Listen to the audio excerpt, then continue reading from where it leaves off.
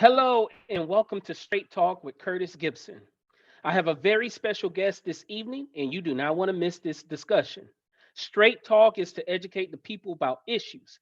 We do not endorse anyone, but want you to be informed to make an educated decision on voting. Our show will meet with elected officials, school leaders, business leaders, and activists throughout the community. Our many jobs are to acknowledge the facts and hold those accountable. For the longest, I have been preaching transparency and accountability. Again, I thank you for tuning in to watch our show. The County Commission is a group of elected officials collectively charged with administering the county government. The county commissioners is responsible for roads and bridges within their precinct and make policy making budget decisions. Five commissioners elected for a 4 year term, which is divided up by districts throughout our county.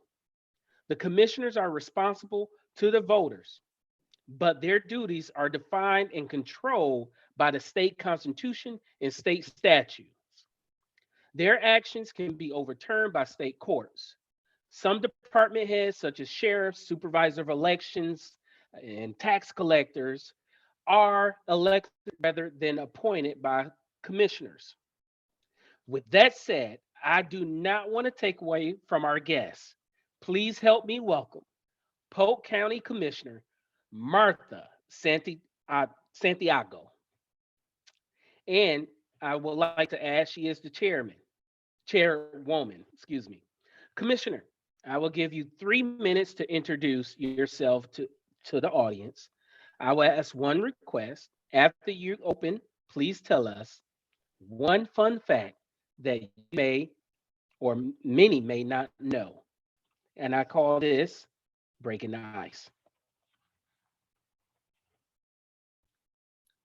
Okay, so thank you, first of all, Curtis, for having me on your show. It's really a pleasure to be able to do this. I just love the fact that you have taken this initiative to share about those that are in elected positions and you want to spread the word of what they're doing. And I love the fact or what you mentioned about transparency because I believe wholeheartedly in that. Like you said, I'm Martha Santiago. I've lived in Polk County while I was born in New York. And when I was 17 years old, I moved to Puerto Rico with my parents and finished high school in New York and went to college in Puerto Rico. And then I got married there and we lived there, my husband and I, we lived there for 7 years before coming to Florida.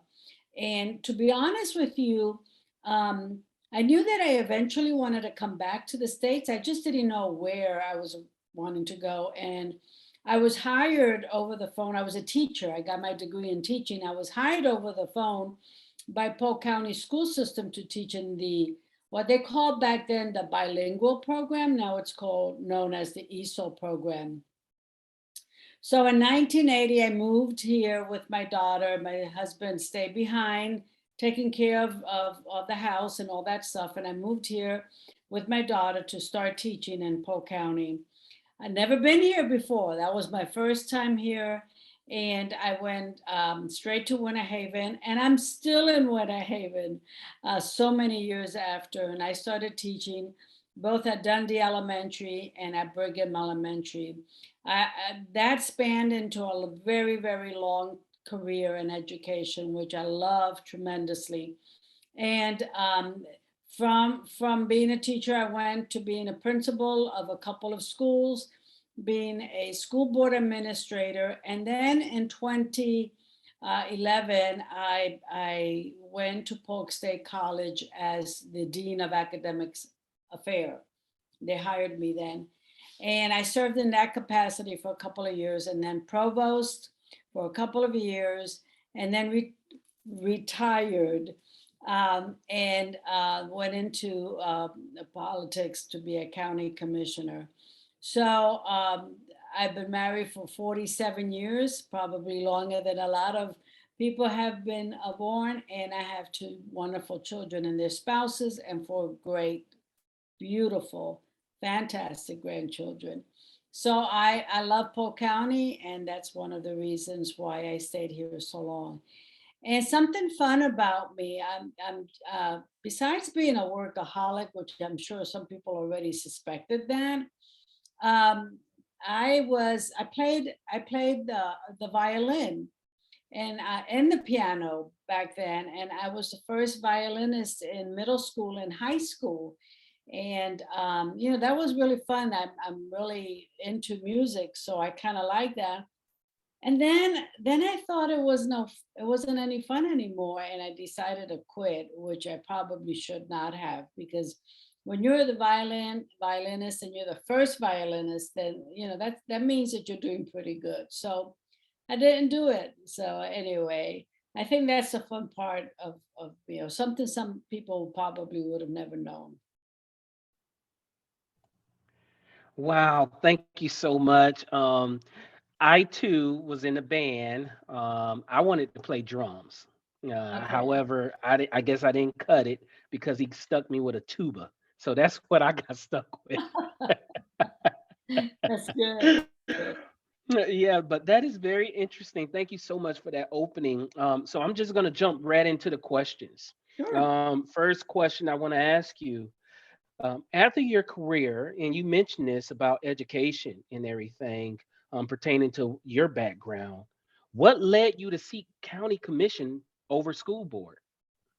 Yeah, that's a really really good question. I ran in 2018, but that was not my first time running.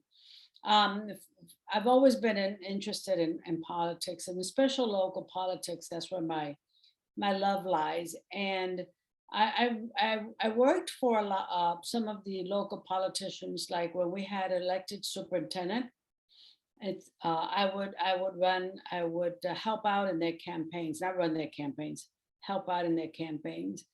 And then I also helped out in a few state. And then one day I said, I like what I see. I like the fact that I can help at a wider spectrum. I can help more. I can have an influence of what goes on in our county. So I decided to run in 2006 for county commissioner. I didn't win, but Curtis, I didn't lose either, if you know what I mean, because I learned so much through that process, and I met so many wonderful people, that I didn't lose. It was a win-win situation for me, even though I didn't win the race. 14 years later, I was approached again to see if I would be interested in running again. So for 14 years, I didn't run because it's a lot of work. And if you don't have that support behind you 100%, it's really hard. And but anyway, I decided to go through it. I talked to my family, and everybody said, "Yeah, why don't you go ahead and do it?" So I did, and that's just the way I've been involved in politics. And I love what I do. I really do. I love serving the people. Wow. One-on-one introducing into politics is to help someone else's campaign.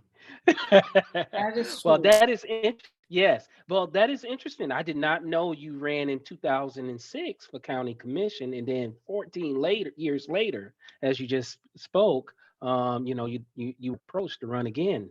Interesting.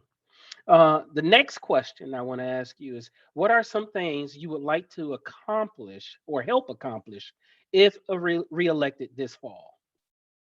Well, here's the beauty about um, running again for a county commission, because it was a 4 year term. In your first time around, your 4 year terms, you can actually say 2 years of that is really getting to understand the whole process and understanding how, I mean, we have a large county. So understanding the process and understanding how to serve the community, it takes a while. You jump in it with 2 feet, but at the same time you're learning it. So after that period comes the period where you know what you want to do. And I'm gonna say I'm very pleased with the 4 years that I have served especially who would have known we were going to have COVID during that time. So I'm very pleased with the fact that the county commissioners received $140 million during COVID. And Curtis, listening to the people and hearing their need, we knew that we had to put this money in the people's hands immediately. And I think that helped, and in the businesses, not just the people, the businesses. And I think that's what helped Polk County recuperate so very quickly. So some of the things that I started in this 4 years is what I want to continue in the next 4 years. For example, I want to make sure that what we say we're going to do with budget, with the monies, for example, the indigent health care money, that when we say this money is for the people, I want to make sure that it's going to the people. And I think that's extremely important to be able to do that. But I also want to make sure that we keep the projects that we started with the roads or infrastructure or anything like that, that we continue it and we see it to fruition. So my second term will be to continue working at and implemented some of the things that I started this 4 years. And I think that's really important because that creates continuity, and we need that. And also because I have the experience, I know I don't have to go in there spending another year or two trying to figure things out, but I can get to work immediately. And that's so important for a county. And that's what I want to do. I just want to continue to implement some of the projects that we have done to keep moving them forward. Awesome. No, thank you for that. And I have to ask this question, Martha. Do you remember your high school senior quote? What a question. Where did you come up with that from? Um, no, I don't. I'll be lying if I tell you I do. I don't even I don't even think I had a quote, except to say that my mother, maybe my mother had the quotes for me. How about putting it that way? I mean, I could remember hearing my mother say, "Work hard. Nobody's going to give you anything in a silver platter." She would say this in Spanish. Of course, we would have the same in Spanish, and then so I carried that all around. And another thing, we grew up in a very religious household. So she would always tell me, trust in the Lord in everything you do. So I kept, I guess she would have the quotes for me, and I kept hearing those quotes, and that's what I grew up with. But my quote now, not that you're asking, but I'm gonna tell you, my quote now is, it comes from Mother Teresa, and paraphrasing it, it says, "If life is not worth living for others, no, if living for others, life is not worth living if it's not living for others." And I think that quote is my quote because I watched my mother do it. So I guess it all stems from my mother, from the upbringing with my mother. Oh, yes, that's so sweet. And here's another question I'm just throwing in there.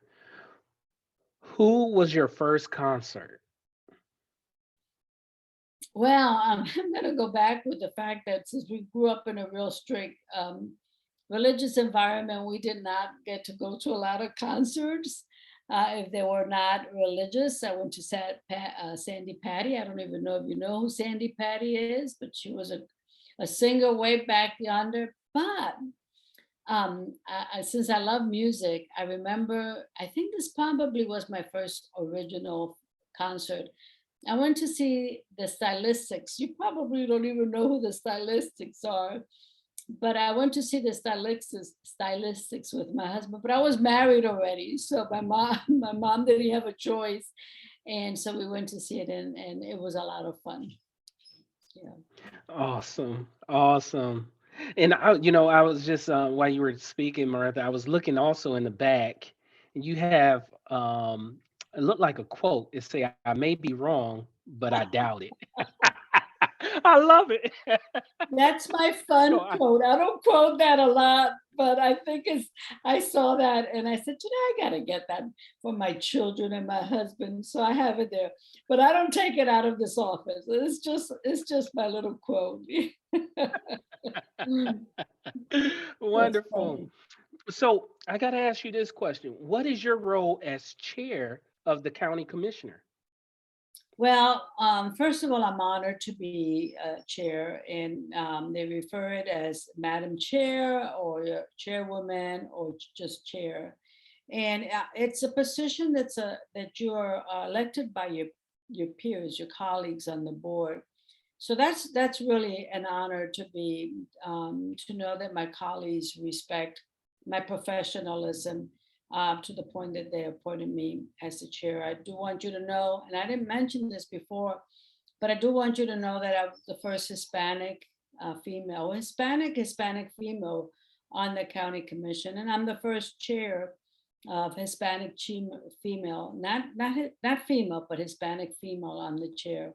So some of my roles are to make sure that I keep the meetings organized and I make sure I work with the county manager to secure a good agenda that is coming up. And then the biggest thing is that I run the meetings.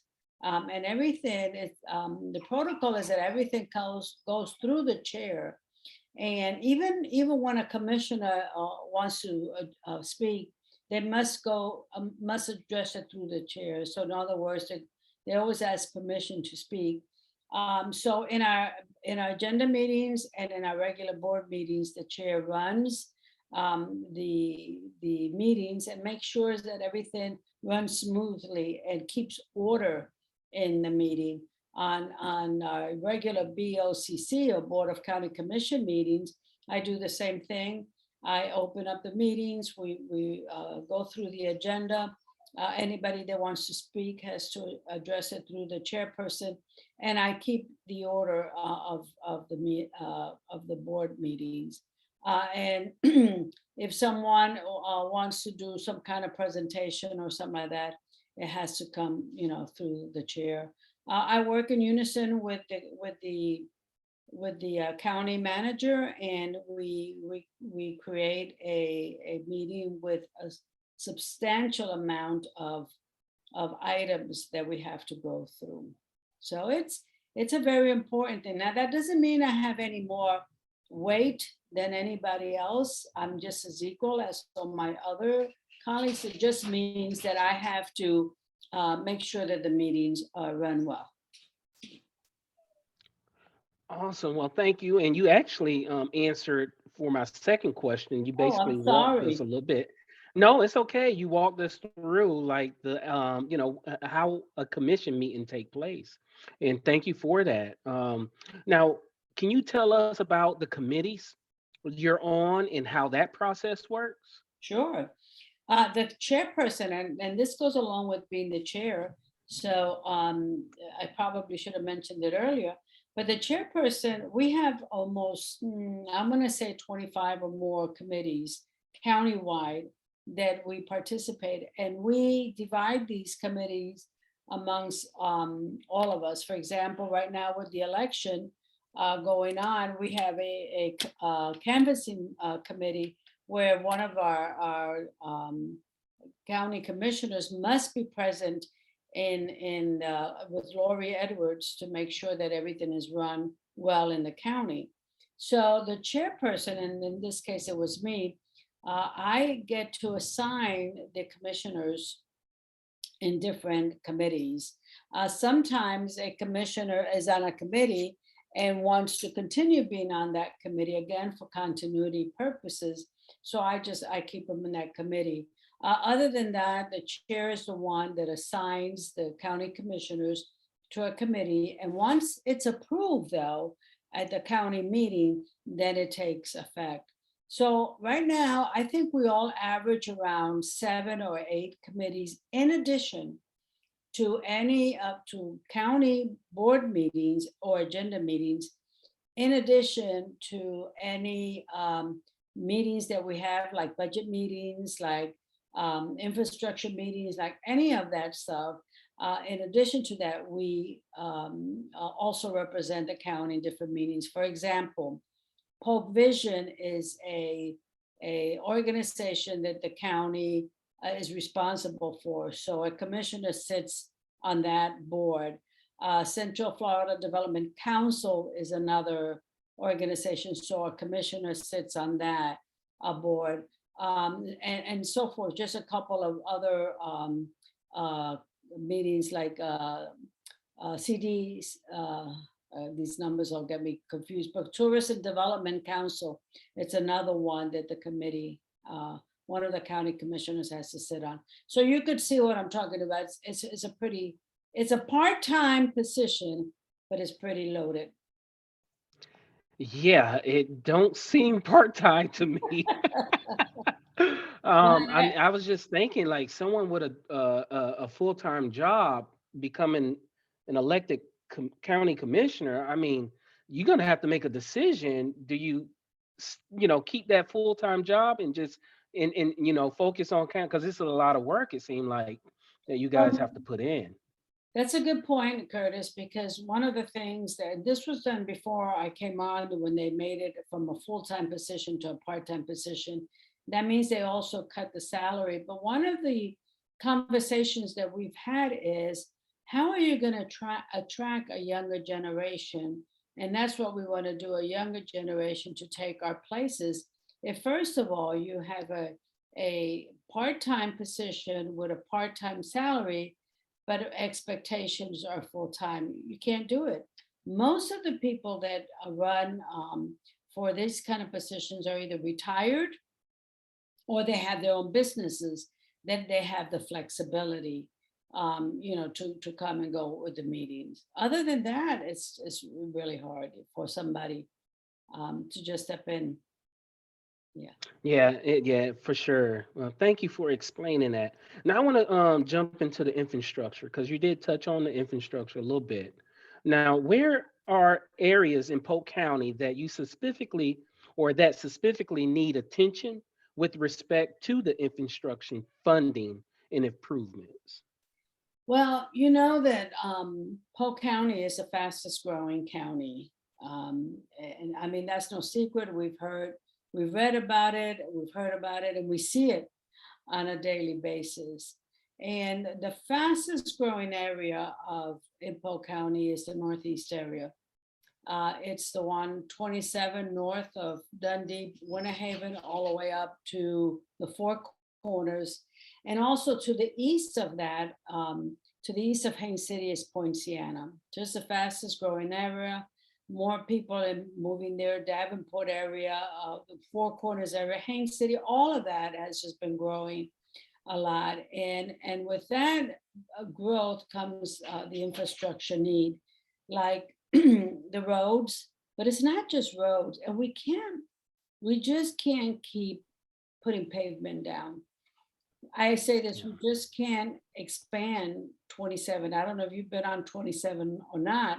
It's already a 6 lane. You put 2 more lanes in there and it's just going to be as congested as it was with 6 lanes because the people are coming. So they did a survey or a study to see what we can do about that. And what one of the conclusions that came out of that study was that we need alternate routes. We need roads around 27 that people can take, local people can take and get to their destination without going on Highway 27. And that way releasing that a little bit for the traffic, I call it the transient traffic, the traffic that's coming from South 27 to go on I-4 and so forth. So anyway, they need that infrastructure, but it's not just roads, it's water, it's sewage, is everything that you can think about that deals with the infrastructure of a place, drainage, all of that, it's involved.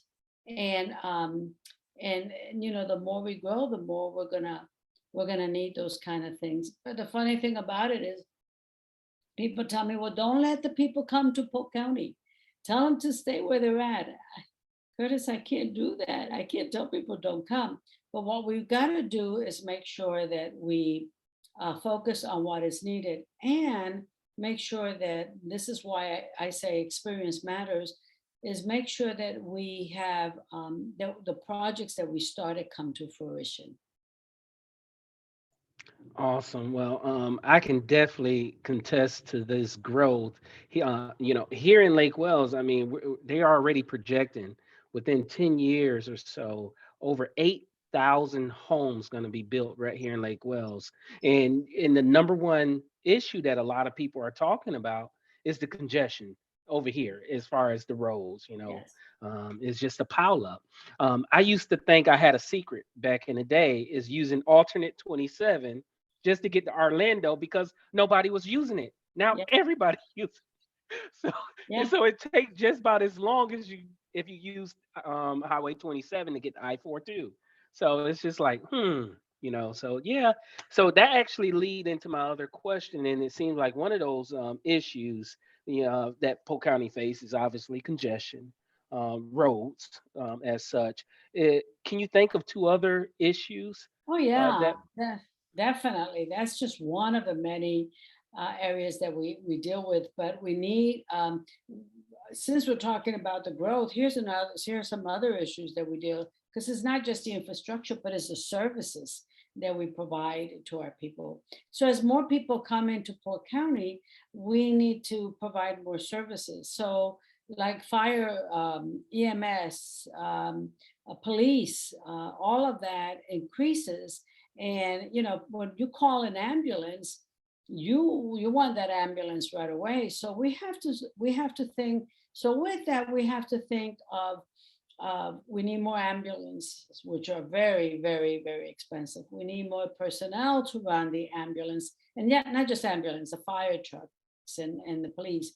We need training center. It just came out not too long ago that the training center for our firemen was deplorable. Then, so we have to invest in a new training facility so that our firemen can, and I should say firemen and firewomen, fire people, I guess, that they have all the training that they need so that when there is a fire, they know it's like exactly what to do. 9/11, people calling 9/11 for just about anything is real important that we have the personnel that, I mean, we got to think about, we need these needs are here, but these needs are going to cost us. Hospitals and getting people into the medical attention that they need, and we have lots of programs that whether they're nonprofit organization or the indigent health care that helps those that are underinsured or uninsured. So we've got that. And then on the other side of the spectrum, the other area that I think is real important is jobs, jobs, jobs. With people coming in, you need jobs for them. So economic development is super important. And it's not just bringing industries down here, this industry, this large industry or whatever, like we have with the Walmart on 27, or we have with the Amazon that, we all order from. But it's also the small mom and pop businesses, small businesses that provide the jobs for our people. So jobs, we got to have jobs. And I'm going to tell you why I'm such a proponent for this. It is so important that we have jobs in here, because if we don't, Curtis, our people will leave Polk County and go to Osceola or Hillsborough or those places. They will work there, they will spend their money there, and they will come back in here to sleep. I prefer if they buy here. If you're going to buy here, stay here, work here, and do everything else here. So I think those are the issues: the infrastructure, the service needs, and the jobs, jobs, jobs. Oh, I agree 100% with you. You said it best. So thank you for that. I want to jump into another subject. Um, and I think that lead into what we're talking about, the economy. And you mentioned jobs, jobs, jobs. What are we doing to help bring jobs here in Polk County? Oh, that's a good one. So one of the things that I have found in my years as commissioner and dealing with this, since it's such an important part to me, is that sometimes different two things. One is with the industries and the corporations and things like that, when they want to come here, we pitch a sale pitch, okay, for Polk County to make sure that they come here and they stay here, right? But here's the thing, when they come here and they look at the different areas, when infrastructure is not ready for them, electricity, water, roads, and things like that. So what happens is that then somebody else will pitch for it, and if they have that infrastructure already laid out, the land, everything laid out, they'll go to that other country, not country, state or county or whatever. So we need to start looking at, do we have a package infrastructure for businesses so that businesses can come here? And that's really important. The next thing that I want to say is about small businesses, because small businesses, like I mentioned earlier, is real important. We want the small businesses to open, but here's the problem: they open and a few months later they close, because we have found out that the small businesses know the front part of the business, or what they call the front room of the business, but they don't know the back part of the business. They don't know the accounting. They don't know the ordering. They don't know any of that stuff. And so what happens is that they don't run an efficient business. We, as the county, we're looking at, how do we how do we help these people? We, through my appropriation, because we were able to appropriate some monies to small businesses. I appropriated $350,000 to help small businesses in Polk County. We still are still working in the planning on how to um, uh, put it in force. But anyway, we're working with that, because I think that's important. I think those small businesses are important. So I think that's how the county is looking at bringing the economy into our area. One cool thing right here in Lake Wells, that I'm proud that I helped fight for that initiative is we do a small business incentive for restaurants, because we didn't really have a variety of restaurants here in Lake Wells. Right, right, So the city did a matching grant up to $50,000 within the CRA. Well, I shouldn't say the city, the CRA, which is the Community Redevelopment Agency, right.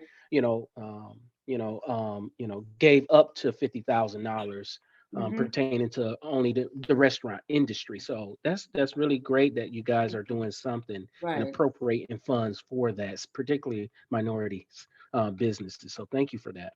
Um, what can Polk County do to maintain its business and family friend climate? Well, we could continue. So one of the things that I was really impressed with when especially when the COVID hit, was that the nonprofit organizations and their role in our county, and how they reached out and helped different businesses and different the family situation. That was remarkable. So I think combining forces with some, and we already do because we already serve on some of these. But I'm just going to I like to give examples to tell you how, what I'm talking about. We work with I don't know if you know the Haley Center in Winter Haven.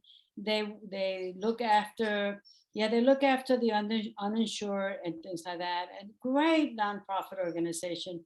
So we were able to, through the COVID money, and because they applied for it, we were able to give them some money to help out.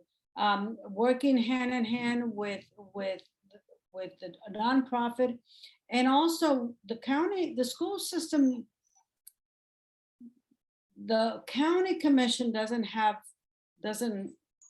dictate to the school system how to run their show, but we used to have annual meetings and we didn't have them anymore. And because I'm a former educator, I saw the value in that. So we had our first annual meeting not too long ago, where the Polk County School Board and the county commissioners and the superintendent and the county manager and some other people all came together, and we talked, because Curtis, as much as I do, you want to change families, You want to change people, you do that. It's like they say, you could give a child a fish, or you could teach him how to fish. It makes a big difference in that. So I believe in joining forces with the school board so that we can provide our students the education that they need, so that they can get out of the cycle of poverty or any kind of cycle that they're in. And not only children, adults also need that. So I think that's the way we could continue working together as a team, definitely. Wow, thank you so much for that. I mean, that was great detailing. It actually helped answer one of my next questions. But I'm gonna go ahead and move forward. In that, being that you mentioned about poverty, 1 out of 5 Polk County residents live below the poverty level. What measures can the county commission enact to support stronger families for a stronger Polk County? Well, I'm going to start by saying this.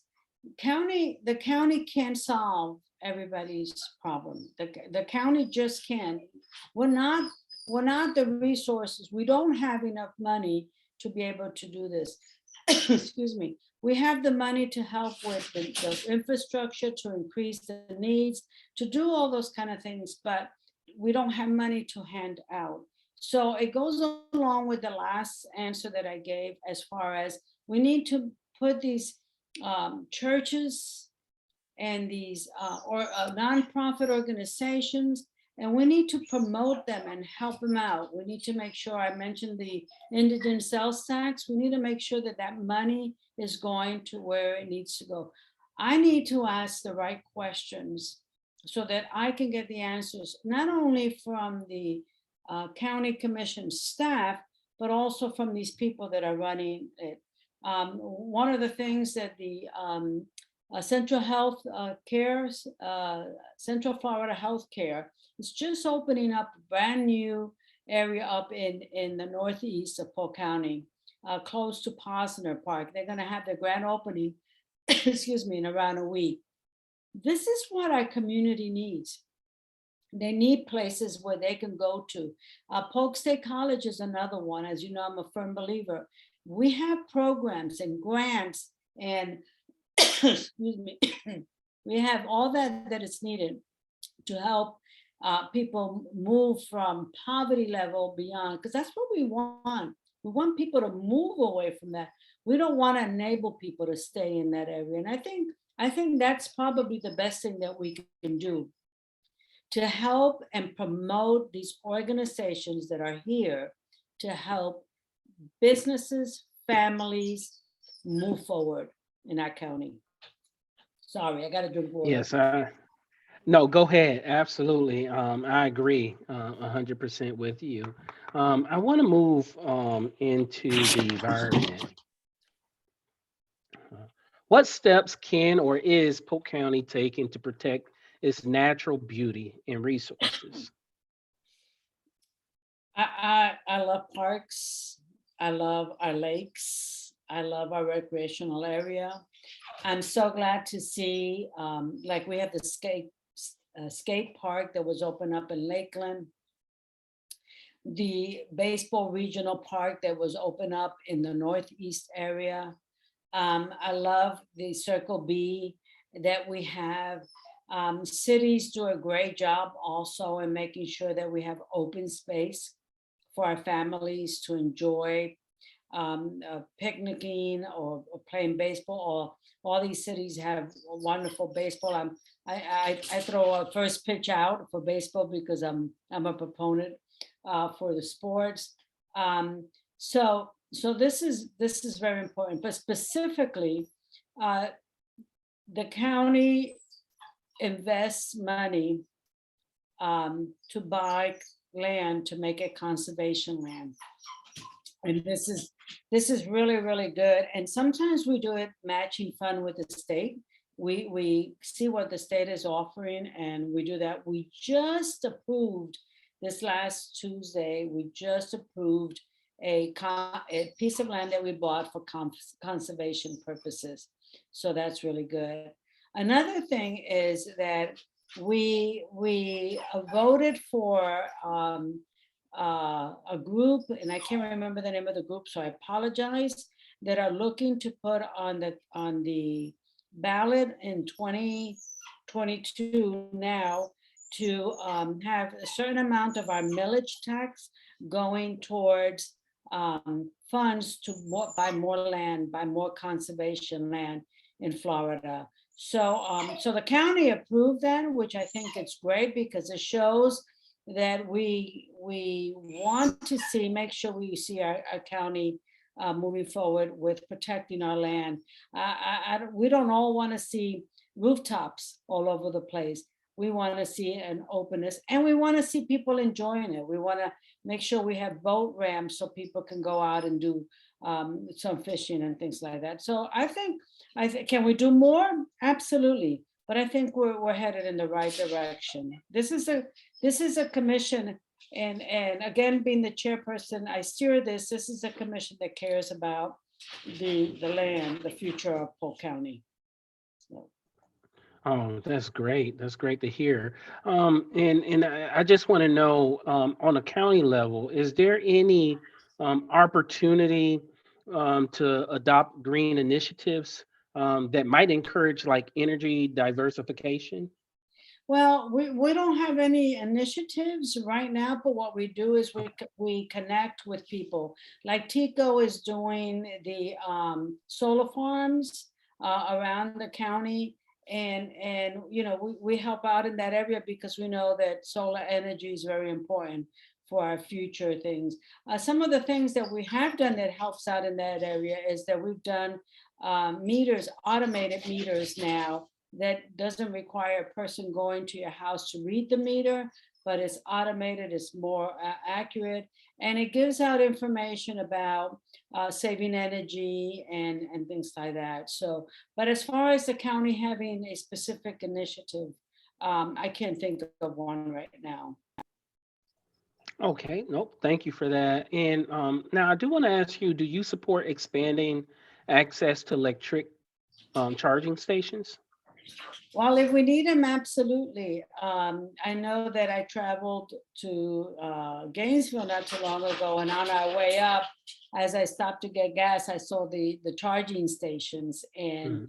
I just think as more electric cars come on the road, then we're going to find more needs for charging stations around. I think also that private businesses like gasoline stations and things like that. I think we're going to start seeing more and more of them put in these charging stations as there's more demand for it in our county. Yes, yes. Thank you so much for. And lastly, my topic is an election because you are up for reelection. And if you do win, will you be seeking a third term? Curtis, you're looking into too much into the future. I'm taking one election at a time. I just want to make sure I'm elected this time. And I have a November the 8th election. I don't have a primary, so it's a November the 8th. And if I keep enjoying what I'm doing now and keep making a difference in our county now, then most likely I will seek a third term because now we could seek 3 terms. Before it was only 2. So let me get through. Yeah, let me get through this one first, and then ask me that question again. Okay. Absolutely fair. That's fair. Definitely. Well, we're at the end, Martha, and this is your opportunity to give your closing statement. You have 3 minutes to, give your statement. Let the people know what you want them to know, and especially let them know about the voting. All right, and then you can take it away. Absolutely. Thank you so much again for this. This is so enjoyable. I love to talk about our county and the great things that we're doing, and what we see in the future, and how to get prepared for it. I'm privileged and honored to be your county commissioner, one a job that I do not take lightly at all. And it's great. It's an honor also to not only serve all of Polk County and all the citizens, but to also represent a group of of citizens that is growing rapidly in Polk County, and that's a Hispanic population. So yeah, I'm very pleased. I am seeking, like we've talked already in our meetings, I am seeking another term. I think you want an experienced leader in there. I think you want a proven leader, and it's proven because it's not only proven on the commission, but it's proven also in the many other jobs that I've held that have I've been a leader in it. I've been an effective leader and love working with people. And also because I'm just very engaged in our community. So I can feel the heartbeat of a county. I can hear what people say to me.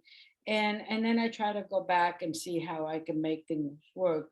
I always say this. I wish I had a magic wand, Curtis. There are more needs out there. There are more issues out there that I can solve. Sometimes it just feels like my head is gonna explode with so much, and I just want that little magic wand to make it all work out. But I don't have one, so I'm just gonna have to keep working hard with what I'm doing. But yeah, on November the 8th is going to be my election day, and I just ask for anybody that's listening to visit my webpage. It's www Santiago. It's real simple, Santiago for Polk. Okay, and actually, I have a Facebook page also that I put up there current things that I'm working on or doing and things like that, so people can follow what I'm doing. But I just ask for people to vote me in again, and so I can continue to do the wonderful work that we've been doing in Polk County. And again, I'm just honored to have this opportunity, and I just thank all the citizens in Polk County, and I thank God for the opportunity. Awesome. Thank you so much, Commissioner Martha Santiago, Chairwoman. We really appreciate you and all that you do, and it definitely shows. So thank you so much, and thank you for sitting with us. This is something that we're taking off, and we believe it's going to be great to educate the people and let them see actually you, the person, and to know what you do. With that being said, I just want to say Polk County Commissioners are the policymakers for Polk County, Florida, setting high level goals and evaluating long term outcomes. These responsibilities, including adopting Polk County budget, approving taxation and financial decisions, adopting ordinances, and making land use decisions. The five commissioners must reside in their district. Commissioners from District 1 is George Lindsay III, Vice Chair. District 3 is Bill Bradswell. And District 5, Neil Cumby, are elected in presidential years. District 2, Rick Wilson. And District 4, Martha Santiago, Chairwoman, are elected in the intervening years. And shortly after the beginning of a new fiscal year, a chairman or woman and vice chair, man or woman, are elected by the members of the county commission. I want to thank my guests and wish you the best of luck on your journey to help our local, county, and state issues be resolved with great solutions. If there's anything I can do to help, please don't hesitate to contact me. Continue to follow our page, Curtis Gibson. You can look us up. Until we meet again, I'm your host for Straight Talk. Thank you. Thank you.